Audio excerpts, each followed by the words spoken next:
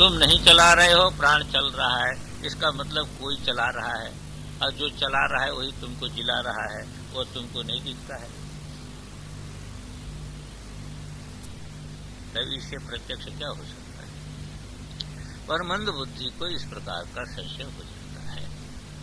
इसलिए आगे का प्रकरण जो है वह आरंभ करते हैं कि जो है वह देवता इत्यादि भी जो है सहज भाव में उसको पहचानने में समर्थ नहीं होते हैं, और देवता इत्यादि में भी जो बल है वो उसी के कारण बल है, दूसरे के कारण बल नहीं। तो इससे प्रत्यक्ष, हमको तो बहुत बार ऐसा होता है, इससे प्रत्यक्ष और क्या हो सकता परमात्मा? एक बूंद में से इतने विलक्षण शरीर का निर्माण हो जाता है। कोई माता पिता कर सकते बालक का, हमने कान बनाया, आंख बनाया, नाक बनाया, कर सकते? हाँ, ये कर सकते हैं मेरा बालक है, ऐसा झूठ बोल सकते हैं, पर उसके शरीर का निर्माण तो जो है वह नहीं बता सकते कि हमने किया। तीसरी चीज ये है कि ये तो सुख ही चाहता है, दुख नहीं चाहता है, पर जबरदस्ती इसके जीवन में दुख आ जाता है तो कौन ले आता है? यदि कोई शासन करने वाला इस पर न हो तो भी इसके संकल्प से सब काम चले, तब तो फिर जो है वह इसको सुख ही सुख मिलना चाहिए, पर दुख बरात छप्पड़ फाड़ करके आ जाता है। इसे भी लगता है कि इसका नियंत्रण करने वाला कोई है। तो ये प्रत्यक्ष अनुमान से ये प्रत्यक्ष एक प्रकार का है कि परमेश्वर का अस्तित्व तो प्रत्यक्ष है। तो इसी को लेकर के एक आख्यायिका आरंभ होती है, और वह आख्यायिका देवताओं का नहीं समझना, हम सभी की आख्यायिका है। यही मनुष्य जो है चूक जाता है, इसलिए परमेश्वर को पहचान नहीं पाता है। क्या आख्यायिका है? ब्रह्म देवेभ्यो विजिज्ञे तस्यः ब्रह्मणो विजये देवा अमहीयन्त त ऐक्षन्त अस्माकम् एव अयं विजयो अस्माकम् एव अयं महिमेति। जगत का पालन करने वाला वह परमेश्वर है। वह परमेश्वर क्या करता है कि जगत के पालन में सहयोग करता है। देवताओं को क्यों जिताता है वो परमेश्वर? विष्णु बार बार आकर के देवताओं के लिए इतना क्यों करते हैं? क्योंकि जगत की मर्यादा का पालन करते हैं। यही सबसे बड़ी भूल जो है, लोक में भी यही सबसे बड़ी भूल होती है, और बहुत जगह भूल होती है। बहुत जगह ऐसा होता है कि एक महापुरुष होता है, उसके संकल्प से सारा का सारा जगत, सारी व्यवस्था किससे चलता है? उसके संकल्प से चलता है। पर वो बैठा रहता है, वो कुछ करता तो नहीं है, वो तो बैठा रहता है। पर करने वालों में भ्रम यही हो जाता है कि मेरे बिना यहाँ का काम नहीं चल सकता। ये भ्रम हो, ये भ्रम। से को किसी ने बताया कि स्वामी विवेकानंद जी महाराज एक बार कहे, अमेरिका में या कहा, कि उनको जो है जिनके संकल्प से विवेकानंद जैसे उत्पन्न होते रहते हैं, उन महापुरुषों को जो है, भारत में ऐसे महापुरुष हैं जिनके संकल्प से ऐसे लोग उत्पन्न होते हैं, पर उन महापुरुषों को कोई जानता नहीं, उनको नहीं जानता, वो छिपे हुए। विवेकानंद को तो जानता है, पर उनको नहीं। इसी प्रकार यहाँ क्या होता है, जो परमेश्वर हमको सफलता प्राप्त कराता है उसको हम भूल जाते हैं। इस सच्चाई को हम ध्यान नहीं रखते हैं कि जो हमारे प्राण को चला रहा वो हमको जिला रहा है, और यदि वो न जिलावे तो हम तो श्वास भी नहीं ले सकते हैं। हमारा कहना तो एक मच्छर भी नहीं मानता है। हमारी ऐसी ताकत है कि एक मच्छर भी हमारा कहना मानने को तैयार नहीं है। फिर भी हमको अभिमान अंदर हो जाता है कि मैं इसका। देवताओं की भी विजय कराया परमेश्वर ने, क्योंकि उसको जगत की मर्यादा का पालन करते हैं। और असुर में और दोष नहीं है, असुर भी बड़े भक्त होते हैं, बड़ा सब कुछ करते हैं, पर मर्यादा का पालन नहीं करते। मर्यादा को तोड़, अपनी मर्यादा तोड़ करके दूसरे के क्षेत्र में जाएंगे, पाताल से निकल करके आएंगे यहाँ से देवताओं का जो राज्य लेने के लिए। अब पाताल में बैठ करके अपना जो है वह धर्म का पालन करें, खाते पीते रहें, तो उनको कौन बिगाड़ता है? और उनकी प्रकृति है। नहीं, सब सुख सुविधा है, पर ये जो है ना, सबके सिर पर पैर मेरा होना चाहिए। ये भगवान को जब भूल जाता है तो उसके मन में यही होता है कि जो है सबके सिर पर मेरा पैर होना चाहिए, सारी चीज मेरे जो है वह अधिकार में होनी चाहिए, ये होता है। तो माने जो है वह प्रसिद्ध है कि वो ब्रह्म जो है परमात्मा ने देवताओं के लिए विजय कराया, विजय प्राप्त हुई देवताओं को, पर परमात्मा के संकल्प से देवताओं को विजय प्राप्त हुई। तो ये विजय जिसको प्राप्त होगी, पूजा तो उसी की होगी कि नहीं? तो उसको लगता है, अपनी पूजा देख करके समझता है कि मेरी विजय है। भगवान तो विजय कराता है पर पूजा उसको देता है, पूजा अपने को नहीं देता है। इसलिए अमानी मानदह मान्य है ना, हाँ, वो तो जो है वह स्वयं करता है और फल दूसरे को दिलाता है, यश दूसरे को देता है, अपने को यश नहीं देता। तो देवताओं की विजय जो है, देवेभ्यो विजिज्ञ, कौन करता, कौन है विजिज्ञ का? ब्रह्म, ब्रह्म विजिज्ञ। किसके लिए? देवताओं के लिए, देवताओं के लिए जीता वो, असुरों को हराए। तस्य ब्राह्मणों विजय, जब देवताओं के लिए जीता ब्रह्म, तो विजय किसकी हुई? विजय तो ब्रह्म की हुई ना, विष्णु की विजय हुई। पर इंद्र समझता है मेरी विजय हो गई, क्योंकि फिर जो है वह सब लोग उपहार देने के लिए किसको आए? इंद्र को उपहार देने के लिए आए, जो है सिंहासन पर बैठा सब उपहार देते हैं। तो ब्राह्मणों विजयी, ये जो ब्रह्म की विजय है, ब्रह्म के द्वारा प्राप्त कराई गई जो विजय है, उसमें महिमा किसको मिली? देवा अमहीयंत, पूजा हुई देवताओं की। तो देवता बड़े महिमा को प्राप्त हो गए, अपने अपने सिंहासन पर बैठ गए। अब जो है वह स्वर्ग में जो है अब जुलूस निकलने लगा, वहां पर जो है पार्टियां होने लगी, बड़ा भारी जो है उत्सव मना। तो जब इस प्रकार की स्थिति हुई, अमहीयंत, क्यों? वो क्या सोचने लगे? अब ब्रह्म को भूल गए, ब्रह्म को भूल गए। फल का संबंध स्व से हो जाता है तो मूल को भूल जाता है। तो अब ब्रह्म को भूल गए, ब्रह्म को भूल गए तो ऐक्षंत, उन्होंने इस प्रकार का विचार किया, ईक्षण किया, दर्शन किया, ऐसा ज्ञान उनके अंदर हुआ। क्या हुआ? अस्माकम यो अयम विजयो अस्माकम यो मयम महिमा, ये विजय हमारी ही विजय है।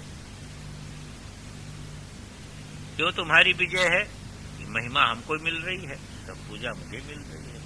अस्माकम यो मयम महिमा, यही हमारी जो है। इसी को तो महाभारत में दिखाया, जब भीम को बड़ा भारी अहंकार हुआ था तो उसके पास भेजा ना, वो कौन था? वो बर्बरीक। बर्बरीक जो है वो बर्बरीक था, ये घटोत्कच का पुत्र था बर्बरीक। और ये क्या किया था कि एक उपासक थे, एक जो है शक्ति के उपासक थे, उनकी सेवा किया था। तो उनकी सेवा किया था, वो कोई भी विघ्न नहीं आने देता था बाहर से, 24 घंटे जो है पहरा देता था। तो उनके अनुष्ठान में किसी भी प्रकार का विघ्न नहीं आने दिया। छोटी अवस्था थी, भगवान कृष्ण के प्रेरणा से गया था। तो वो सिद्धि को जब प्राप्त किया वो महात्मा ने, तो इसको आशीर्वाद दिया, इसको एक विभूति दे दिया। विभूति, महात्मा तो विभूति दे देते हैं ना, विभूति दे दिया, सर्व सिद्धिकर विभूति इसको। तो उसको विभूति दे दिया। तो जब महाभारत का युद्ध का समय आया तो ये विचार चल रहा था कि अकेले कौन कौरव सेना का संहार कर सकता है। तो अर्जुन ने कहा कि यदि मैं चाहूं तो इतने समय में कर सकता हूं। तो वहीं पर वो खड़ा था बर्बरीक हाथ जोड़ के खड़ा हो गया। कहा हम लोग जो है, आप लोग हमको जो है वो क्षमा करेंगे। मुझे बड़ा भारी आश्चर्य हो रहा है कि हमारे पितामह इतने बड़े बड़े वीर अब कहते हैं कि हम जो है अकेले नहीं संहार कर सकते हैं और इतने काल में करें। मुझे आप लोग आज्ञा दीजिए तो मैं 3 बाण में सारे जो है वह कौरव सेना का संहार। और आपको विश्वास नहीं है तो देखिए, तो एक बाण उसने जो है उठाया, धनुष पर संहार किया, वो भस्मी लगा करके, और उसको छोड़ दिया। तो कृपाचार्य आदि कुछ लोग को छोड़ करके सारे जितने जो है सैनिक थे सबके सिर पर भस्मी लग गई, सबके सिर पर भस्मी। कहा ये दूसरा बाण मेरा जो है सबके, जिनके सिर पर भस्मी लगी है इसको दूसरा बाण सबका सिर काट लेना। भगवान ने उसी समय क्या किया, चक्र से मार दिया, गला कट दिया। चक्र से मार दिया, उसका गला कट। भीम आदि तो रोने लगे, कथा लंबी उसको नहीं कहना है। तो उससे पूछा कि तुम्हारी कोई इच्छा है? तो कहा जीने की इच्छा तो नहीं है पर युद्ध देखने की इच्छा है। तो एक पहाड़ी के ऊपर सिर रख दिया गया। तो जब भीम को अभिमान हुआ कि मैंने सबको मारा, तो भीम को भगवान ने वहां पे भेजा कि वो बर्बरीक से जाके पूछा, वो देख रहा था युद्ध। तो उसने कहा कि आप लोग झूठे जो है भ्रम करते हो। मैं तो ये देख रहा था कि एक कोई पुरुष जो है वह सबको संहार करता हुआ चला जा रहा है, तुम लोग पीछे से बाण फेंक रहे हो। वो बाण से थोड़ा कोई मरा है, वो तो संहार करने वाला दूसरा पुरुष हमको दिखाई दिया। तो यही होता है कि देखो, परमेश्वर जो है विजय प्राप्त कराया और देवताओं परमेश्वर को भूल गए। परमेश्वर को न भूल करके यदि सोचे होते तब तो जो है वो ठीक था, पर परमेश्वर को भूल करके तईक्षण उन्होंने ऐसा ईक्षण किया कि अस्माकम एव अयं विजय अस्माकम एव अयं महिमा, ये विजय हमारी है, ये महिमा हमारी, ऐसा उन्होंने निर्णय कर दिया। पर यही जो है वह भ्रम उत्पन्न हो जाता है जीव। इसीलिए हमेशा जो है सभी शास्त्र यही जोड़ देते हैं कि भगवान को नहीं भूलना। एक संत तो कहते थे कि जगत भर के सारे पाप मिलकर के आधा है और भगवान को भूलना ये एक पाप है। इसलिए 1.5 ही पाप होता है, 1.5 ही पुण्य होता है। सभी पाप मिलकर के आधा और भगवान को भूलना एक पाप, और सभी पुण्य मिलकर के आधा और भगवान को स्मरण रखना ये एक पुण्य। तो कहते थे कि जीवन में 1.5 ही पुण्य है, 1.5 ही पाप है। तो ये सबसे जो है वह महान जो है वह दोष ही होता है। यही दोष देवताओं में आ गया। थोड़ा भाष्य हम लोग देख लें। यहां भी कहते हैं उत्तर ग्रंथ से प्रतीकम आदाय तात्पर्य माह। उत्तर ग्रंथ का प्रतीक लेकर के भाष्यकार भगवान तात्पर्य बताते हैं कि ब्रह्म देवेभ्यो विजिति अभिज्ञातम विजानताम विज्ञातम अभिजानताम इत्यादि श्रवणात्। जब ऐसा सुन लिया ब्रह्म के विषय में कि अभिज्ञातम विजानताम विजानताम अभिज्ञातम भवति, जो कहते मैं ब्रह्म को जानता हूं वो ब्रह्म को जानते नहीं, और जो कहते मैं नहीं जानता हूं उनसे ब्रह्म ज्ञात होता है। इसको सुन करके अस्ति तद विज्ञातम प्रमाणैः यद अस्ति, जो है तो वह प्रमाणेर विज्ञातम, वह प्रमाण के द्वारा जाना जाता है। जो प्रमाण के द्वारा जाना न जाए उसके अस्तित्व को हम कैसे कह सकते हैं? तो यद अस्ति लोके तत् प्रमाणेर विज्ञातम, वह प्रमाणों के द्वारा विज्ञात है। यह नास्ति, जो नहीं है, तद अविज्ञातम शश विषाण कल्पम, और जो नहीं है वह अविज्ञात है, जैसे शशे का शीन, इसके समान। अत्यंतम ये असत दृष्टम, वह अत्यंत असत देखा गया है।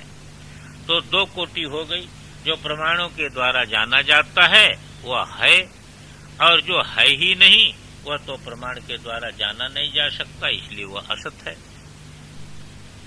तथा इदम ब्रह्म अविज्ञातत्वादसदेव, जब ये ब्रह्म अविज्ञात है तो अविज्ञात होने से तो फिर जो है शश सिंह के समान असत हो जाएगा ब्रह्म। इति मंद बुद्धि नाम व्यामोहो माभूत, यह मंद बुद्धि वाले को ऐसा व्यामोह न हो। इति तदर्था इयम आख्यायिका आरभ्यते, मंद बुद्धि वाले को इस प्रकार का भ्रम न हो, व्यामोह न हो, इस प्रयोजन के लिए इस आख्यायिका का आरंभ करते हैं। इस आख्यायिका में क्या बताया जाएगा? तदेव ही ब्रह्म सर्व प्रकारेण प्रशास्त्री देवानामपि परो देव, ईश्वराणामपि ईश्वरो, दुर्विज्ञेयो देवानाम जय हेतुः, असुराणाम पराजय हेतु तत्कथम नास्ति इति तस्य अर्थस्य अनुकूलानि ही उत्तराणि वचांसि दृश्यन्ते। कहते आगे के वचन इसके अनुकूल दिखाई देते हैं। इसके अनुकूल दिखाई देते हैं कि तदेव ही ब्रह्म, वही ब्रह्म जो है सभी प्रकार से प्रशास्त्री, सब पर शासन करने वाला है। देवानाम अपि परो देव, देवताओं का भी परदेव है। ईश्वराणामपि ईश्वरो, बड़े बड़े समर्थ जो अग्नि वायु इत्यादि हैं इनका भी जो है ईश्वर है। दुर्विज्ञियों, उसका जानना बड़ा कठिन है। छठ जो है, क्योंकि देवता इत्यादि भी नहीं जान सके उसको सहज में, ये बात के दृष्टि से कह दिया दुर्विज्ञियों। देवानाम जय हेतु, वही देवताओं को विजय प्राप्त कराने वाला है। असुराणाम पराजय हेतु, असुरों को पराजय का हेतु भी वही है। तत्कथम नास्ति, वह ब्रह्म कैसे नहीं है, वह अवश्य है। इति एतस्य अर्थस्य अनुकूलानि ही उत्तराणि वचांसि दृश्यन्ते, इसी अर्थ के अनुकूल आगे के वचन दिखाई देते हैं। एक अवतरण ये दे दिया। अथवा ब्रह्म विद्या या स्तुतये, अथवा ये आख्यायिका ब्रह्म विद्या की स्तुति के लिए। क्या स्तुति है इसमें? कि कथम ब्रह्म विज्ञानाधि अग्न्यादयो देवा देवानाम श्रेष्ठत्व जगमुः, कि इस ब्रह्म विद्या को प्राप्त करके ही अग्नि इत्यादि जो देवता हैं वह देवताओं में श्रेष्ठ हुए। इसलिए इस ब्रह्म विद्या का महत्व, ये ब्रह्म विद्या की स्तुति है कि कथम ब्रह्म विज्ञानादि ही मन यस्मात् ब्रह्म विज्ञानात् अग्न्यादयो देवा, अग्नादि जो देवता हैं देवानाम श्रेष्ठत्व जगमुः, देवताओं में श्रेष्ठता को प्राप्त किए। और तत्तोपि अतितराम इंद्र, सबसे पहले ब्रह्म विज्ञान इंद्र को हुआ, इसलिए उससे भी बढ़ करके श्रेष्ठत्व किसको प्राप्त हुआ? इंद्र को प्राप्त हुआ। तो ब्रह्म विज्ञान के द्वारा इस प्रकार जब देवताओं को और इंद्र को श्रेष्ठत्व प्राप्त हुआ तो ब्रह्म विद्या जो है सर्वोत्कृष्ट है, उसके लिए प्रयास सबको करना चाहिए। ये जो है आख्यायिका इस प्रकार ब्रह्म विद्या की स्तुति करती है। इति हो गया। अथवा और भी अवतरण दे रहे हैं। अथवा इसके लिए भी हो सकता है क्या? दुर्विज्ञेयम् ब्रह्म इति एतत् प्रदर्शते, इस आख्यायिका के द्वारा बताया जा रहा है कि ब्रह्म दुर्विज्ञ है। इसलिए बहुत ही सावधान रहना चाहिए मोक्ष को साधक। ब्रह्म दुर्विज्ञ है, जिसलिए कि देवताओं को भी पता नहीं लगा। इंद्र भी ये जो है वह वायु भी नहीं जान पाया, अग्नि भी नहीं जान पाया। तो वायु अग्नि इत्यादि भी जिसको नहीं जान पाए वो बड़ा दुर्विज्ञ है। इसलिए सावधान जो है वह रहना चाहिए। और इंद्र भी सीधे नहीं जान पाया। ब्रह्म विद्या उमा भगवती की कृपा से इंद्र को उस ब्रह्म तत्व का ज्ञान हुआ। इसलिए ब्रह्म दुर्विज्ञ है। दुर्विज्ञेयम् ब्रह्मीति तत् प्रदर्शते येन अग्न्यादयो अति तेजसोपि क्लेशेनैव ब्रह्म विदितवन्तः। जिससे कि अग्नि इत्यादि जो अत्यंत तेजस्वी हैं वो बड़े कठिनाई से ब्रह्म को जान पाए।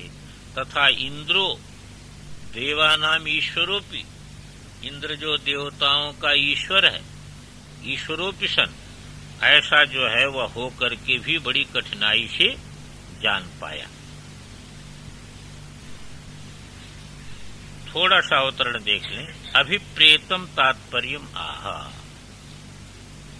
अभिप्रेत तात्पर्य, अब यहाँ ये तो प्रासंगिक तात्पर्य बता दिया। अब वास्तविक में जो अभिप्रेत है तात्पर्य इसका, उसको अंत में कहते हैं भाष्यकार भगवान, वक्षमाणोपनिषद विधि परम वा सर्वम ब्रह्म विद्या व्यतिरेकेण प्राणिनाम कर्तृत्वादि अभिमानो मिथ्या इति तद दर्शनार्थम व आख्यायिका। आगे जो है उपासना बतानी, इसी में आगे जो है उपासना बतानी। इसलिए बक्षमाण जो उपनिषद माने उपासना, वो उपासना की जो विधि है उसका अंगभूति आख्यायिका है। उपासना विधि परक है ये आख्यायिका। इसी को आनंदगिरी मानते हैं कि ये जो है अभिप्रेत तात्पर्य है। ये है अभिप्रेत तात्पर्य। यहाँ पर जो उपासना विधि आएगी वो उपासना विधि के लिए ये आख्यायिका है। अब दूसरी बात और भी है, और भी भाष्यकार भगवान दे रहे हैं, सर्वम ब्रह्म विद्या व्यतिरेकेण प्राणिनाम कर्तृत्वादि अभिमानो मिथ्या इति तद दर्शनार्थम व आख्यायिका। ब्रह्म विद्या से अलग जो प्राणियों का कर्तृत्व, ब्रह्म विद्या व्यतिरेकेण जो प्राणियों में कर्तृत्व आदि अभिमान है, कर्तृत्व भोक्तृत्व इत्यादि का जो ये प्राणियों में अभिमान है, यह सब मिथ्या है। ये झूठा अभिमान है, ये सच्चा अभिमान नहीं है।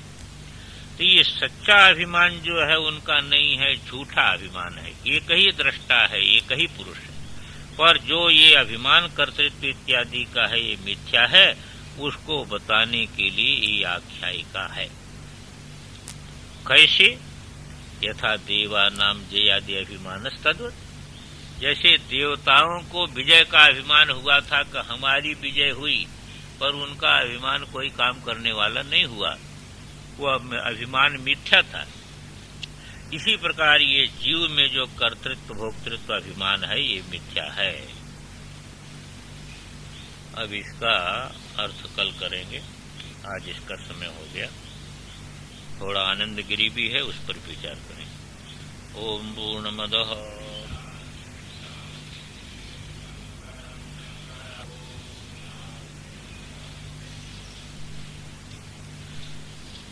तो ये चल रहा था कि ब्रह्म देवेभ्यो विजिज्ञ। इस कार्यकरण संघात को चलाता तो परमात्मा है, और परमात्मा को जीव भूल जाता है। वो परमात्मा ने देवताओं के लिए विजय प्राप्त किया।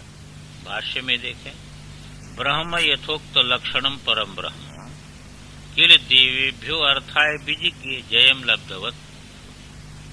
वो परमात्मा ने देवताओं के लिए जय प्राप्त कराई। देवाना कहाँ पर जय प्राप्त हुई देवताओं को? कि देवानाम असुराणाम च संग्राम में, देवता और असुरों के संग्राम में, असुरान जीतवा, असुरों को जीत करके, क्यों असुरों को हराया उस परमात्मा ने, देवताओं को क्यों जिताया, पक्षपात क्यों किया, तो कहते जगत आराधी, वो जगत को दुख देने वाले हैं ना। असुर जो हैं जगत को दुख देते हैं, क्योंकि जगत को अपने पैर के नीचे रखना चाहते हैं वो, इसलिए जगत को जो है, जगत के वो शत्रु हैं, दुख देने वाले। तो ये विशेषण दे दिया असुरों का कि जगत आराधीन। दूसरा इस उनमें दोष क्या है कि ईश्वर सेतु भेत्रीन, ईश्वर ने जब जगत को बनाया तो जगत को बना करके इसमें एक जो है मर्यादा स्थापित कर दी, शास्त्र की मर्यादा स्थापित कर दी। धर्मस्य छत्रस्य छत्रम धर्मम असि सृजत, उसने क्या किया कि पहले जो है जगत को उत्पन्न किया, उसके रक्षण के लिए प्रजापतियों को कर दिया, पर प्रजापति भी जो है वह विमुख हो जाए, इसलिए छत्रस्य छत्रम धर्मम असि सृजत स भगवान, उस परमेश्वर ने क्षत्रियों पर भी शासन करने वाले धर्म की सृष्टि की कि धर्म का शासन रहेगा तो ये जगत ठीक चलेगा। तो शास्त्र की मर्यादा बना दिया भगवान ने। और ये असुर जो होते हैं, असुर उन्हीं को कहते हैं कि ईश्वर सेतु भेत्री, ईश्वर के द्वारा बनाया हुआ जो सेतु है, जो मर्यादा है, उसको वो तोड़ने वाले हैं, मनमानी चलने वाले हैं। जब व्यक्ति मनमुखी हो जाता है तो धर्म की मर्यादा को तोड़ देता है। हाँ, भेदन करने वाले, भेदन जानते हैं, छेदन भेदन होता है ना, तोड़ना।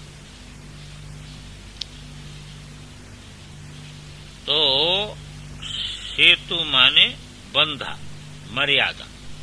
तो ईश्वर के द्वारा बनाया हुआ जो शास्त्र की मर्यादा है उसको भेदन करने वाले हैं असुर, इसलिए उनको जो है वह हरा दिया परमात्मा ने। और देवीभ्यो जयम तत्फलम च प्रायच्छत, देवताओं के हाथ में जय दे दिया, और जय का जो फल है, विजय हो जाती उसका बड़ा स्वागत होता है, वो फल भी देवताओं के हाथ में।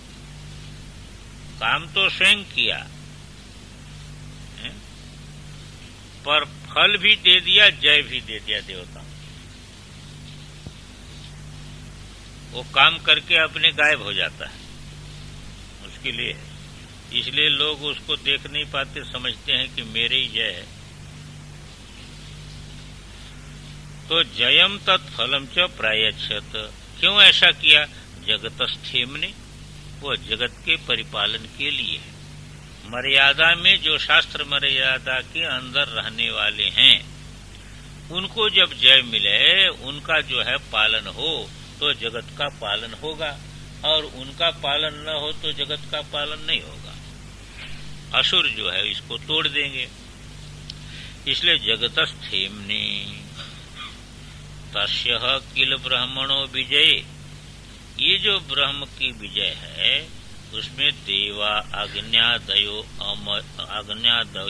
अमहीयंत महिमानं प्राप्नुवंत, ये ब्रह्म के विजय में जिसलिए उसने विजय और फल देवताओं को दे दिया, इसलिए देवता जो है क्या किए, उसमें अग्न्यादि जो देवता थे वो अमहीयंत महिमानं प्राप्नुवंत, बड़ी महिमा को प्राप्त हुए, लोग बड़ा स्वागत सत्कार इनका किए। तदा आत्म संस्थस्य प्रत्यगात्मना ईश्वरस्य सर्वज्ञस्य सर्वक्रियाफल संयोजयितु प्राणिनाम सर्वशक्तिर जगत स्थितिम चिकीर्षो अयम जयो महिमा च इति अजानन्त। इसलिए क्या हो गया कि अब महिमा में लग गया, तो महिमा में लग जाता है तो सच्चाई को भूल जाता है। जब महिमा अर्जन करने में लग जाता ना, उसके उपभोग में लग जाता। जब जगत के भोग में हम लग जाते हैं तो सच्चाई को भूल जाते हैं। ऐसे देवताओं की जब खूब पूजा अर्चा होने लगी तब देवता भूल ही गए उस परमेश्वर को, उस परमेश्वर को भूल गए। ये संसार ऐसे है कि इसका संग जाओ तो भुला देता है।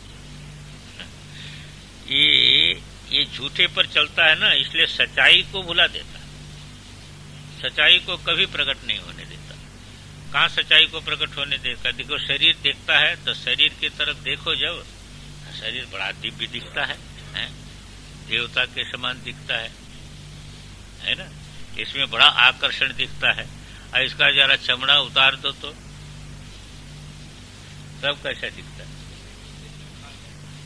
तब उसको कैसा दिखता है। तो जो इसकी सच्चाई है इसके अंदर वो नहीं दिखने देती, ये माया है, इसमें सच्चाई को वो देखने नहीं देती। साधक को यही विशेषता होती, सच्चाई को स्वीकार कर लेता। जो सच्चाई को स्वीकार न कर पावे उसमें साधकत्व तो नहीं हो सकता। ये साधक का मुख्य लक्षण है कि सच्चाई को स्वीकार कर लेता है। शास्त्र सच्चाई को सामने रखता है और साधक उस सच्चाई को स्वीकार कर लेता है। और संसारी प्राणी सच्चाई को कभी नहीं स्वीकार करेगा, सच्चाई को झुठला करके वो चलेगा, क्योंकि सच्चाई को न झुठलावे तब तो फिर उसका काम ही नहीं चलेगा, फिर उसका काम नहीं चल सकता। तो माया क्या है कि सच्चाई को भुला देती है और शास्त्र उस सच्चाई को सामने रखता है और उसको साधक स्वीकार कर लेता है। जैसे नारद ने स्वीकार कर लिया कि मैं अज्ञानी हूं, नहीं तो इतना बड़ा पंडित बताओ अपने को अज्ञानी स्वीकार कर सकता है? इतना बड़ा पंडित, चारों वेद, षट शास्त्र, सभी विद्याओं का ज्ञाता, वो कैसे स्वीकार करेगा कि मैं अज्ञानी हूं? अहंकार उसको कभी अज्ञानी स्वीकार नहीं करने देगा, पर साधकत्व हो तो उसको स्वीकार। तो उन्होंने कह दिया कि जो है वह सोचामी भगवान, मैं शोक करता हूं इसलिए अज्ञानी हूं। तो यहां पर ये कहते हैं कि देखिए वो भूल गए वो लोग। कैसे भूल गए? कौन? अग्नि आदि जो देव है, वो महिमा प्राप्त हुई। जब महिमा प्राप्त हुई तो देखो उन्हीं के अंदर वो परमेश्वर है जिसकी कृपा से वो जीते थे, उन्हीं के अंदर। जैसे हम लोगों के अंदर जो है आत्मा कहीं बाहर थोड़ो कहीं पड़ा हुआ है, शुद्ध आत्मा यही है, पर उसको भूल गए हैं और अहंता झट इसी के साथ संबंधित हो जाती है, उसको नहीं पकड़ती अहंता। तो उन्होंने क्या किया कि उस परमात्मा को, कौन परमात्मा? कि आत्म संस्थस्य प्रत्यगात्मन ईश्वरस्य, जो अपने अंदर ही है, जो प्रत्यगात्मा है, स्वरूप भूत है, ऐसा जो ईश्वर है, जो सर्वज्ञ है, सर्व क्रिया फल संयोजयतु, इस जीव को संपूर्ण कर्म के फल के साथ संयोग वही कराता है। यदि वो फल के साथ संयोग न करावे तो ये जड़ कर्म कैसे फल उसको दे? अतस्त्वाम संप्रेक्ष्य कर्तृषु फलदान प्रतिभू। जब जो है ईश्वर है, ये ईश्वर को नहीं माने तो फिर जो है वह कैसे कर? कोई फल देने वाला होना चाहिए ना। जैसे कहीं काम हो रहा है तो मजदूर काम करता है तो जानता है कि शाम को यहाँ से फल यहाँ से मिलेगा, तब काम करता है। ऐसे फावड़ा लेकर के कहीं काम थोड़ो करना शुरू कर देता है। जहाँ पर उसका कोई मालिक ही नहीं है, उस क्रिया का फल देने वाला ही नहीं है, तो वहां तो फावड़ा लेकर के नहीं जाता। तो ये जो है संपूर्ण जो है वह सर्व क्रिया फल संयोजयतु, संपूर्ण क्रिया का फल के साथ संयोग करने वाला प्राणी नाम, प्राणियों के सर्व क्रिया का फल के साथ संयोग करने वाला सर्वशक्ति, सारी शक्ति। ये प्राणी में जो ज्ञान शक्ति, क्रिया शक्ति है वह उसी में है। वह जगत स्थितिम चिकीर्षो, जो जगत का पालन करने वाला है, उसका अयम जय महिमा, उसकी ये महिमा है। मैं जो है वो काम करके महिमा हमको दिया है, पर वस्तुतः महिमा उसी की है। इति अजानंत, ऐसा भूल गए हो, ये नहीं जाने हो। जीव इसी प्रकार परमेश्वर स्वरूप को आपने भूल जाता है। अब बताओ, इसके अंदर चेतन की महिमा से ये महिमावान हो रहा है कि शरीर की महिमा से महिमावान हो रहा है? बोलिए। चेतन की महिमा है, ये शरीर की महिमा नहीं है। शरीर कितना भी सुंदर हो, वैसे तो शरीर क्या सुंदर होगा, पर चेतन के बिना जो है उसकी महिमा बनेगी? उसकी भी नहीं। तो देखिए, महिमा तो चेतन की है, तो चेतन भूल जाता है और शरीर प्रकट हो जाता है। कठिनता ही। तो महिमा तो उसकी है, पर उसकी महिमा को भूल गए।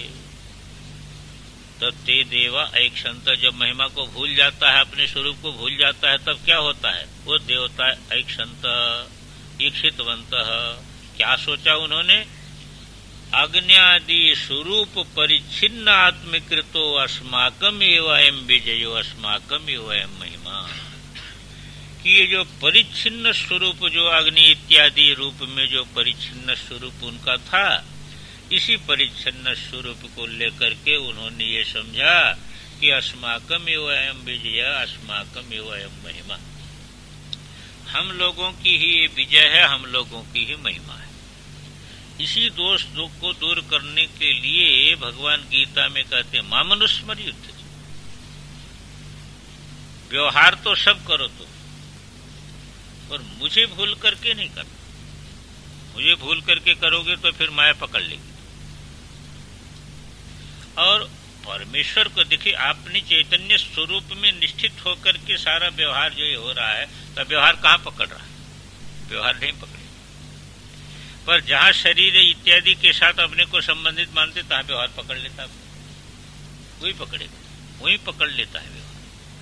जहाँ इसके साथ अहंता का संयोग हुआ, ममता का संयोग हुआ, तहाँ फिर सारा व्यवहार पकड़ लेगा, जकड़ लेगा, वो चलने नहीं देता। तो ऐसा मान लिया उन्होंने, अस्माकम एवं महिमा, अग्नि वायु इंद्रादि लक्षणों, ये अग्नि वायु इंद्रादि लक्षण जय फल भूतो, जय का फल रूप अस्माभि अनुभूयते, हम लोग इस महिमा का अनुभव कर रहे हैं। न अस्मत् प्रत्यगात्म भूत ईश्वर कृत, जो चैतन्य कृत ये हम लोगों को ध्यान नहीं रहता, वो भी जो है वह हमारा आत्मभूत जो ईश्वर है तत्कृत ये महिमा है, इसको जो है नहीं ध्यान दिया उन्होंने।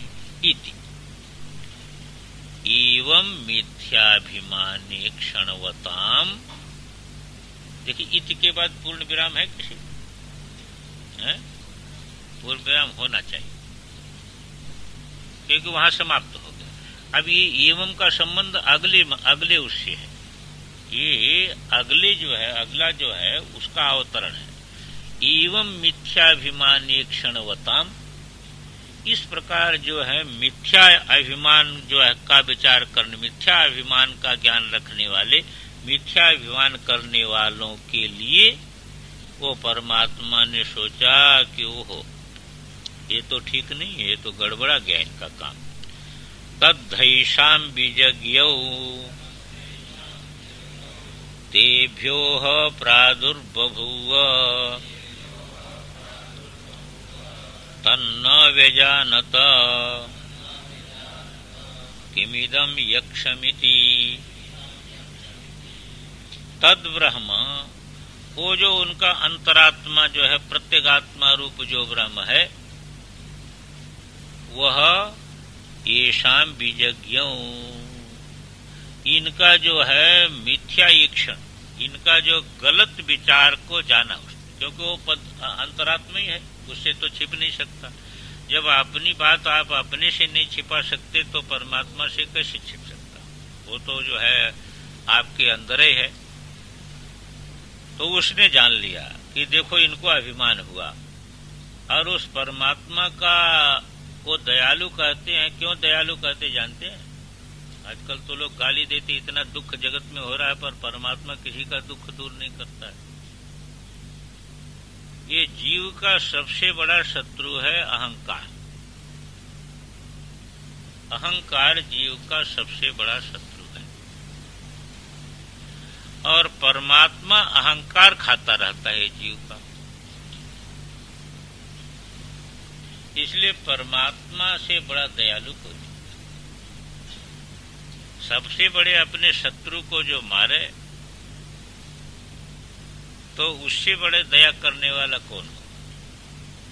तो परमात्मा ने देखा कि इनको मिथ्या अहंकार हो गया, अब इस अहंकार को जो है वह खाना चाहिए।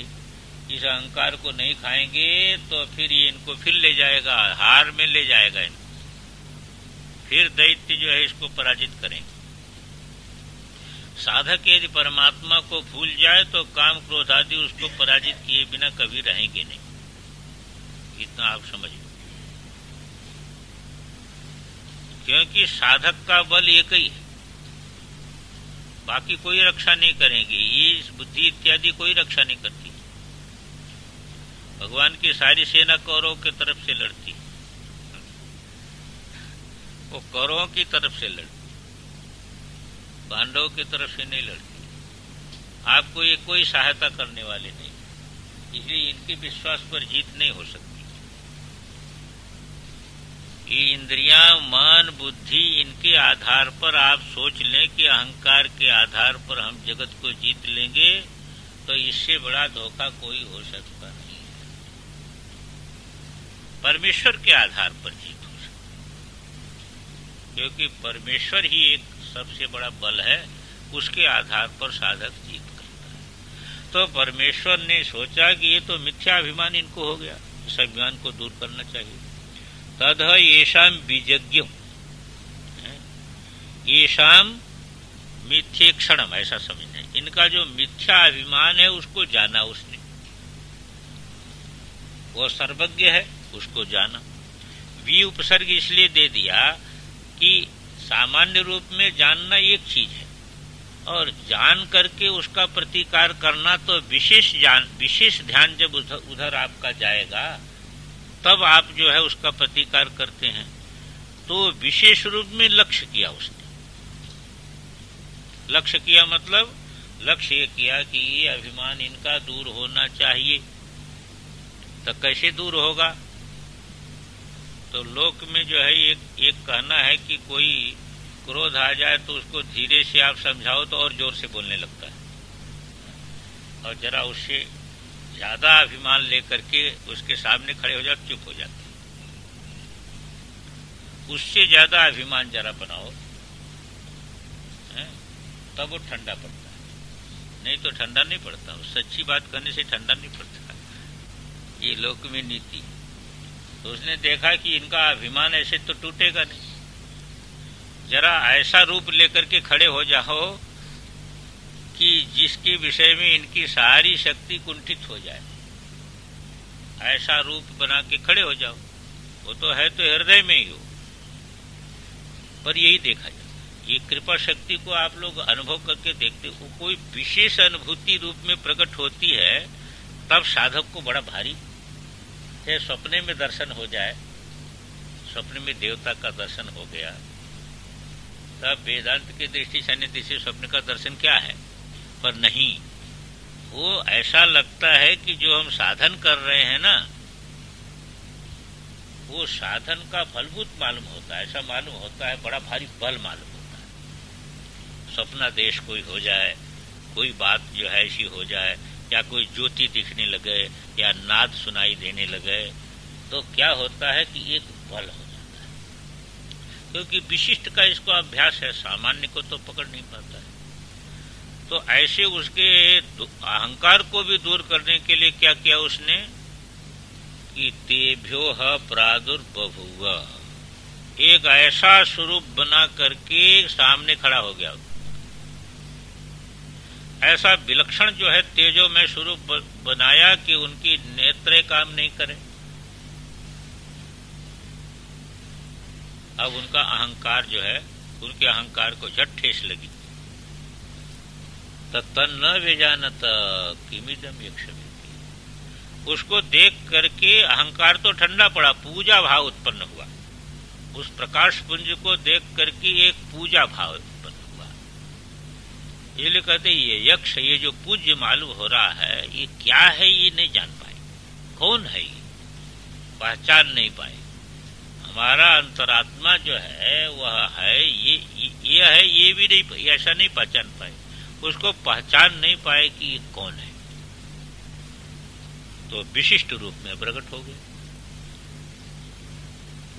थोड़ा सा भाष्य देखो, एक चीज थोड़ी आनंदगिरी रह गई थी उसमें, है?